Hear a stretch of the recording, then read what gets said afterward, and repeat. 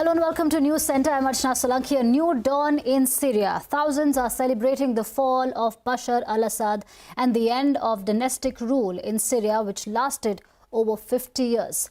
A dramatic 11-day blitz by rebel forces led to the toppling of the Assad regime.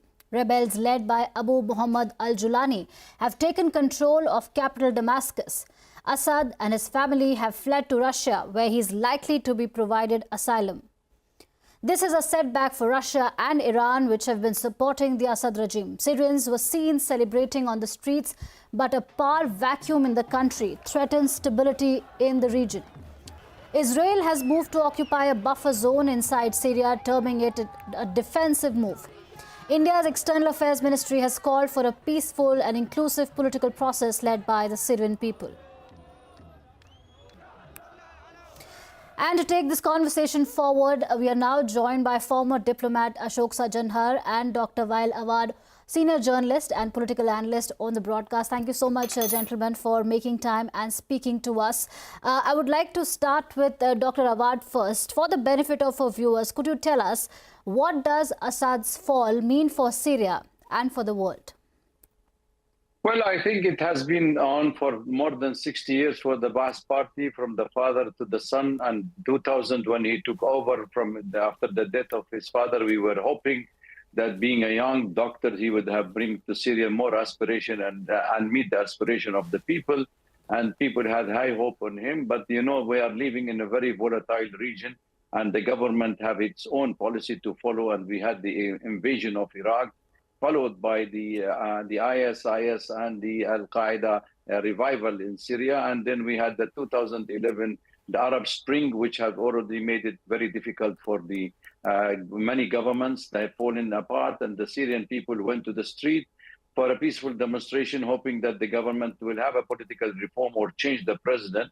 So they had it for 6 months, and then it was hijacked by other forces which have the different agenda. So the Syrian people lost hope. And we continued the war since 2011. And we have been, the Aleppo was occupied by these forces and the Daesh and Al-Qaeda, and then we defeated them. And then after that, the Turkish have taken control of the northern part of Syria, where they had Idlib. They have been giving custody to more than 37 factions of different rebels groups. And then also the American were on the northeastern part of Syria, where they had the Kurdish forces, the Kurdistan Democratic Forces, trying to create an enclave within Syria. So the pressure was on Syrian government domestically and internationally and regionally. In fact, the harsh economic conditions of the American on Syria for 11 years made life very difficult for the Syrian people. So we suffered a lot, and the corruption in the government and refusal to have a committee for reconciliation have led definitely to this sudden fall. I would say it's not a sudden, because has been for the last 13 years. But there was a deal done by the American, by the Russian, Turkish, and the Arab, some of the Arab capitals, Saudi Arabia, Abu Dhabi, and also Jordan and Egypt. So there was a peaceful exit for the President Assad, provided that he can give a peaceful transition of power to the country. That's why the sudden fall in the government, and he was giving a safe passage out of Syria. Right. Dr. Awad, we'll speak about the transition in a bit. Let me also get in former diplomat Ashok Sajjanhar on the broadcast. Ambassador, in the context of Iran and Israel, External Affairs Minister S. Jaishankar said, and I quote, India has an interest in trying to mitigate the security situation arising from the conflict in West Asia because of the impact on trade, including the diversion of maritime routes and increased costs for trade. In the cost of Syria, how should India view this development, sir? You know, India is very concerned because India would like to see stability in the region. And the fact, you know, meaning Assad was there, and what Dr. Wael Awad has said very rightly, you know, that it was an oppressive regime. He was seen as a dictator. He was seen as a tyrant. But still, it was seen as, you know, some sort of a secular state, and there was some amount of stability, although the territory that was under Bashar al-Assad's control was not the whole of Syria. There were a large number of, you know, other rebel groups, whether it's in the north, whether it's in the southeast, or it's in the northeast, whether it is the Kurds or it is the Turks who had control over that region, or the Americans, or the Israelis. So there were a large number of groups, but there was a majority of the country which was under the control of the Syrian government. So the fact that now Bashar al-Assad has gone and there is a vacuum that has been created, as you mentioned yourself. Israel has moved in to occupy a bit of that land. Turkey will also move in to occupy a bit of that land. America has started, increased its bombing. So there is likely to be even greater instability. And instability is one thing that we do not want in this region, because as far as India is concerned, we have huge stakes in the region, and we want peace, we want security, we want quiet, tranquility, and stability. We have more than 9 million of our people who are based in the region. We have huge stakes as far as our energy security is concerned. We have huge stake as far as trade in the region is concerned. We have huge stake as far as connectivity is concerned. We have the India-Middle East economic corridor. We are hoping that now, that there would be peace, some sort of a peace that will be established so that, these connectivity projects could go on. So we would like that there is both peace and stability in the region. But the next few days, weeks, I think will bring to light as to what the architecture, the security architecture in Syria is going to be and how it is going to impact the security in the rest of the region.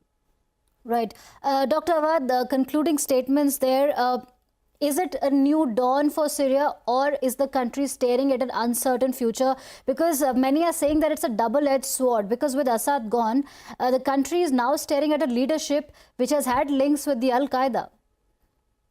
Well, I think it is a very grim future, but if we give this aspiration for the people, for the Syrian, to find a political solution by the Syrian, for the Syrian, without foreign intervention, yes, I can say the future is bright.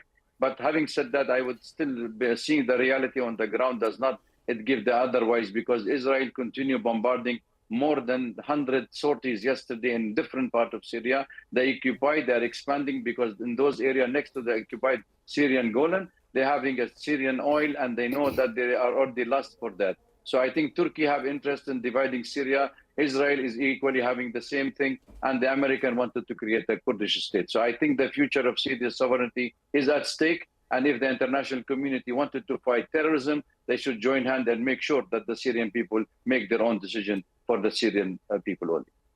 Right. Thank you so much, Dr. Awad and Ambassador Sajjanar, for making time and speaking with us. From one war zone to another, US President-elect Donald Trump has called for an immediate ceasefire in Ukraine and said it's time for Russian President Vladimir Putin to act on negotiations. His comments came a day after he met Ukrainian President Zelensky in Paris. Trump claimed that Ukraine would like to make a deal and stop what he referred to as the madness. Zelensky said the talks with Trump were constructive. Donald Trump has also said that he would not try to replace Federal Reserve Chair Jerome Powell once he takes office in January. In an interview to NBC News, when asked if he would seek to remove Powell, Trump said, and I quote, "No, I don't think so. I don't see it." End of quote. Powell's term ends in 2026. Trump also added that he didn't think Powell would go quietly. Remember, last month, Powell said he would refuse to leave office early if Trump tried to oust him, arguing that removing him was not permitted under the law. India's Foreign Secretary Vikram Misri held talks with his Bangladeshi counterpart Mohammad Jashimuddin in Dhaka today. The visit comes amid a strain in ties between India and Bangladesh over attacks on minorities. This is the first high-level visit from New Delhi since the ouster of Sheikh Hasina in August, following massive protests. Addressing a press conference, Misri said he conveyed India's concerns over the safety and welfare of minorities.